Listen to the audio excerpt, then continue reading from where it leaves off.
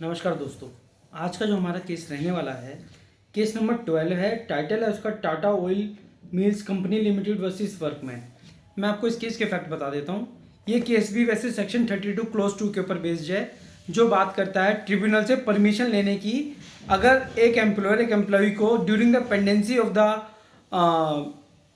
Petition अगर उसको dismiss करना चाहता है तो इस केस के फैक्ट्स क्या थे। इस केस में जो अपेलेंट कंपनी है, जो बेसिकली एम्प्लॉयर है, उनके पास एक पावर थी। पावर कहाँ से आई?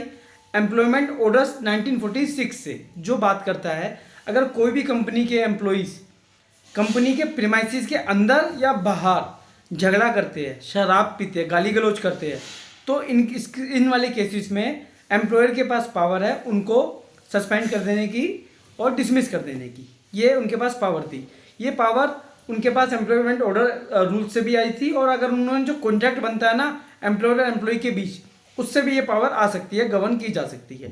तो इस केस में हुआ यही कि रेस्पोंडेंट आपस में, फैक्ट्री वर्कर्स ही आपस में झगड़ा कर रहे थे, बट फैक्ट्री के बाहर। तो जब ये बात पता चली कंपनी को, तो उन्होंने उसको शो कॉज नोटिस इशू किया और पूछा कि हम तुझे अभी तो सस्पेंड कर रहे हैं और तू हमें जवाब दे कि हम तुझे डिसमिस क्यों ना करें।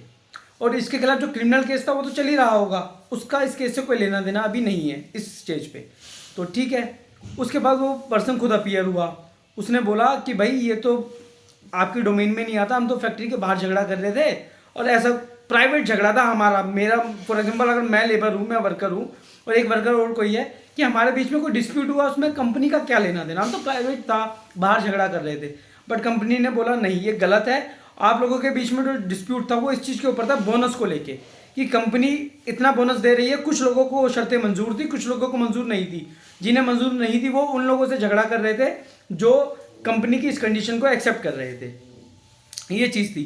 तो ट्रिब्यूनल के पास जब एक कंपनी वो मांगने गई परमिशन कि हम इसे डिसमिस करना चाहते हैं, आप हमें परमिशन दे दो अंडर सेक्शन 33 क्लोज 2, पर ट्रिब्यूनल ने देने से मना कर दिया। ट्रिब्यूनल ने बोला पहली बात तो ये जो मामला है ये पर्सनल है इन दोनों के बीच में और फैक्ट्री के बाहर हुआ है। दूसरा, आपने प्रिंसिपल ऑफ नेचुरल जस्टिस को फॉलो नहीं किया।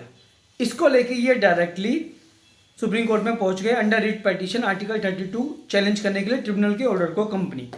तो सुप्रीम कोर्ट ने माना इन्होंने पूरी तरह से प्रिंसिपल ऑफ नेचुरल जस्टिस को फॉलो भी किया है, और दूसरा इन लोगों के बीच में जो डिस्प्यूट था ना वो इन लोगों का पर्सनल नहीं था, वो कंपनी से रिलेटेड ही था। कंपनी से रिलेट किस तरीके से था, जैसे मैंने आप लोगों को बताया, डिस्प्यूट इनका किस बात पे हुआ कि कंपनी इतना बोनस देना चाहती है, कुछ लोग उसको लेने के लिए एग्री है, कुछ लोग नहीं है, जो नहीं है वो झगड़ा कर रहे थे।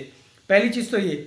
दूसरा, प्रिंसिपल ऑफ नेचुरल जस्टिस को लेकर सुप्रीम कोर्ट ने बोला, उसको बार बार बोला गया उसकी तरह से कि भाई तेरे पास जो भी अपने एविडेंस है, जो भी तेरे विटनेस है, उनको तू लेके आ डोमेस्टिक इंक्वायरी के सामने, बट वो लेके नहीं आ रहा, बार बार मैटर को लिंगर ऑन किए जा रहा है। तो ये मानना सुप्रीम कोर्ट का कि अगर उसकी कोई गलती नहीं होती तो वो अपने विटनेसेस को लेके आता, इस मामले को डिले करने की बजाय। ऐसा ही अगर ट्रायल कोर्ट में भी होता है, अगर कोई एक्यूज पर्सन अपनी तरफ से अपने एविडेंसेस को नहीं लाता कोर्ट के सामने, बार बार डिले मांगता है, एडजमेंट मांगता रहता है, तो कोर्ट को यही लगता है कि इसके पास एविडेंसेस नहीं है। तो सुप्रीम कोर्ट ने माना कि प्रिंसिपल ऑफ नेचुरल जस्टिस का पूरी तरह से फॉलो किया गया डोमेस्टिक इंक्वायरी पे। और दूसरा, ये जो मैटर था इनका पर्सनल मैटर नहीं था, ये कंपनी से रिलेटेड था, जिसमें कंपनी को पूरी तरह से पावर थी। तो इसीलिए इनकी जो अपील थी कंपनी की वो अलाउ कर दी गई। धन्यवाद।